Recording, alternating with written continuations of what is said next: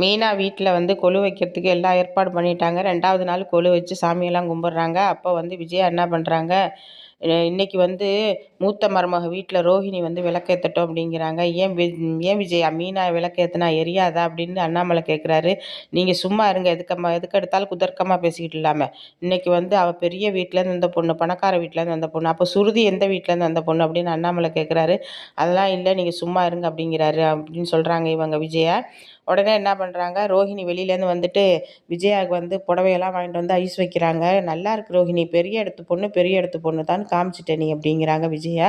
அதுக்கப்புறம் என்ன பண்ணுறாங்க, இங்கே கோலாகலமாக கொண்டாடுறாங்க. மீனாக்கு தெரிஞ்சவங்க எல்லாரும் வரும்போது விஜயா எப்போதும் போல் என்ன பண்ணுறாங்க, அசிங்கமாக பேசி அனுப்பிடுறாங்க. அதுக்கப்புறம் என்ன பண்ணுறாங்க, எல்லாரும் வந்து டான்ஸ் ஆடி பாட்டு பாடி எல்லாம் வந்து கொலு வந்து நல்லா விசேஷமாக கொண்டாடுறாங்க. அப்போ என்ன பண்ணுது, இந்த வித்யா என்ன பண்ணுது, முத்துவோட ஃபோனை வந்து எடுத்து இது பண்ணுது, வீடியோ எடுத்துக்கிட்டு இருக்கு. அப்போ முத்து கேட்குறாரு, ஏன் என் ஃபோனை எடுத்து வீடியோ எடுக்கிற, உன் ஃபோன் என்னாச்சு, என் ஃபோனில் சார்ஜ் இல்லை அப்படின்னு சொல்கிறாங்க. எப்போ பார்த்தாலும் உன் ஃபோனில் சார்ஜ் இருக்காதா, அன்னைக்கு அப்படி தான் சொன்னேன் சார்ஜ் இல்லைன்ட்டு, இன்றைக்கி இதுதான் சொல்கிற அப்படின்னு கேட்குறாரு. இதை கேட்டு மீனா சொல்கிறாங்க, ஏன் வித்யா அன்னைக்கு என்ன பண்ணீங்க, ஃபோனை எங்கள் வீட்டுக்கார் ஃபோனை என்ன பண்ணீங்க, ஒன்றும் இல்லை மீனா, அன்றைக்கி சார்ஜ் இல்லைன்னு கொஞ்சம் வாங்கினேன் உங்கள் வீட்டுக்கார் ஃபோனை, வேறு ஒன்றும் இல்லை அப்படின்னு சொல்கிறாங்க. சரி வீடியோ எடுத்துகிட்டு கொடுத்துருங்க அப்படின்னு சொன்னோடனே வீடியோ எடுத்துக்கிட்டே நிற்கும் போது கிச்சனுக்கு போயிடுறாங்க விஜயா. அங்கே ரோஹிணி பின்னாடியே போய் அந்த வீடியோவை எடுக்கிறாங்க. அப்போ வித்யா சொல்கிறாங்க, வேணாடி பாவண்டி, அவங்க 2 பேரும் நல்லபடியாக வாழ்ந்துக்கிட்டு இருக்காங்க, அவங்க வாழ்க்கையில் நீ போய் குறுக்கிட வேணாம் அப்படிங்கிறாங்க.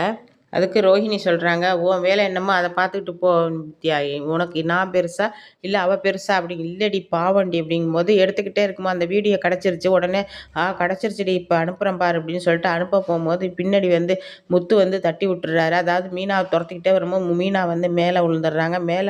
அதாவது இது மேலே விழுந்துடுறாங்க, ரோஹிணி மேலே விழுந்தவொடனே தட்டி விட்டுறாங்க. ஃபோனை தட்டி விட ஃபோனு கீழே விழுந்து உடஞ்சிருது.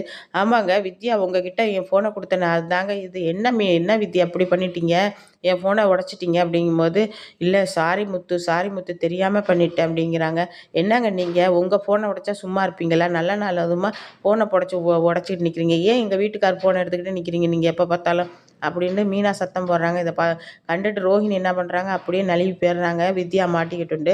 ஆனால் வித்யா சொல்லிடுறாங்க, சாரி மீனா, சாரி முத்து, நான் தெரியாமல் பண்ணிட்டேன், சரி இப்படின்னு சொல்லிட்டு இவர் பொறுக்கி எல்லாத்தையும் எடுக்கிறாரு. இப்போ வந்து அவங்க கையிலையும் கிடைக்கல, வீடியோ வந்து அவங்க கைக்கும் கிடைக்கல, அனுப்பவும் இல்லை. இது 3வது தடவையாக இது மிஸ் ஆகிடுச்சுன்ட்டு ரோஹிணிக்கு ரொம்ப கோவம் தாங்கலை. உடனே வித்யாவை கூப்பிட்டு சத்தம் போடுறாங்க, ஏண்டி உடனே உனக்கு அனுப்ப தெரியாதா, நீ ஏண்டி இந்த மாதிரி பண்ணுற அப்படின்னு வித்யாவை கேட்குறாங்க. இல்லடி, நான் அனுப்புறதுக்கு தான் இருந்தேன், மீனா வந்து குறுக்க வந்து விழுந்துருச்சு, நீ ஒன்றும் குறுக்கவெல்லாம் வரல, நீ வந்து மீனா மேலேயும் முத்து மேலேயும் இருக்கிற பாசத்தினால அதை அனுப்பாமல் விட்டுட்ட அப்படின்னு ரோஹிணி வந்து வித்யாவை திட்டிகிட்டு இருக்காங்க.